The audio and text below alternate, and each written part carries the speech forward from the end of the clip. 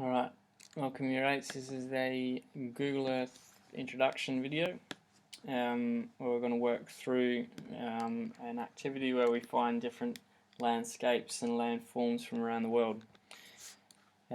First thing to do is just get used to using Google Earth. What we're going to do is first, as you see, there's lots of different colours and symbols and different things that are on our maps, and when we zoom in going to take a long time to load all those things. So what I want, and it also just clouds up the area, what I want you to do in this layers sidebar over here is just to disable the layers that we're not going to need. So we're not going to need Voyager, places, roads, and all the rest. We will use borders and labels, which shows us where the countries are. Photos that people have taken and attached to places. We'll also need, or it's cool to see the 3D videos, 3D buildings when we go to different cities. So just to get used to moving around, you can use your mouse to click and drag. You can use your arrow keys to pan left and right and up and down. You can zoom in using 2 fingers swiping. Or you can alternatively use these toolbars over on the left, zooming in and zooming out, panning around, just click and drag, and changing the aspect or the obliqueness of the view, and spinning around using the north symbol there. If you want to reset it, just click the north symbol again and that'll drag it back up to north, which is what we like.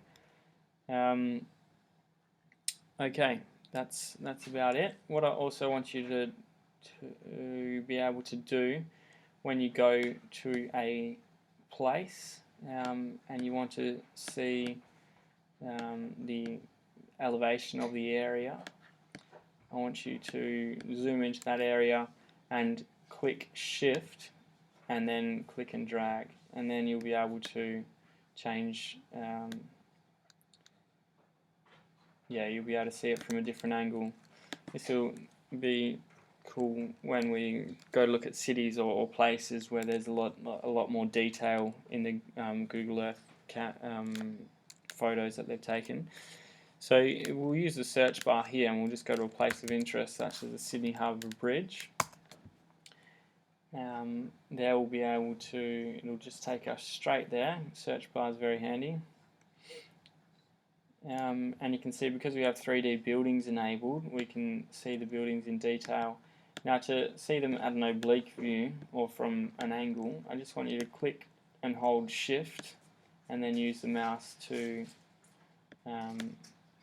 change that view. So there we can see the Sydney Harbour Bridge there. We can see the Sydney Opera House. If you click on it, you can get information from that. And that'll give you information there. You can also click on any of these photos. The blue photos are just normal photos that people have taken, and the red photos are Google Earth supported panoramas. So if you can click into that. This is the observatory in Sydney. And there you will have a full 360, oops, we'll get back into that.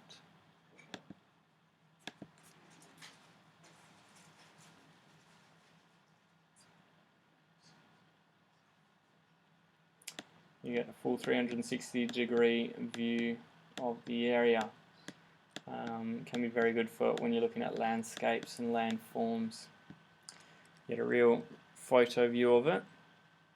Just click exit photo if you want to get out of that. Okay, so yeah, you're going to be able to use those different tools, navigating and viewing it from different angles and things like that, and viewing photos when you go to the different landscapes. What we're going to do, the other skill that we need to learn before doing this activity is just to create folders where we can store places. So say for example we wanted to keep Sydney Harbour Bridge as a place of interest. you can click this little button here which says copy the current search results to My Places, and then just drag that, if you've already created a folder, drag it to whatever folder you would like. If you haven't got any folders created, you just click on right click My Places, click Add Folder, and this box will pop up and you'll be able to name whatever folder you would like. I want you to do that right now and create a folder. This folder I want you to call Landforms and Landscapes. Okay, so it's put that in hazard. Oh, so yep. So what I want you to do now is, once that Landforms and Landscapes folder is clicked on, click Add Folder again, and I want you to, so this is going to create a subfolder, and we can call that Australian Examples, and then click on Landforms and Landscapes, add another folder and call that World Examples. Okay, so let's find an Australian example of a landform or landscape from the worksheet that we've done before.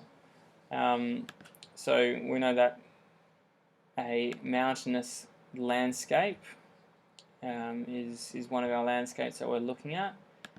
So here we have Mount Connolly, which you could have chosen as your mountainous landscape.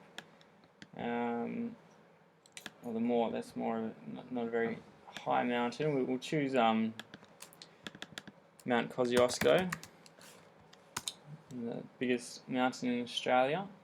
Use the search bar and that'll take you straight to it. Okay, there we go, Mount Kosciuszko National Park. And if you zoom out, you can look for the green symbol, which will be near the summit. There it is.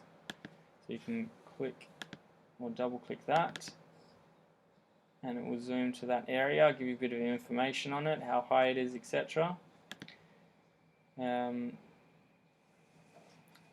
We can look at our Mount Kosciuszko panorama, so that will show you give you a good view of the landscape, what it looks like, what kind of topography we see, the shape of the land, the vegetation at those heights. You can see all the people that have climbed to the top of it.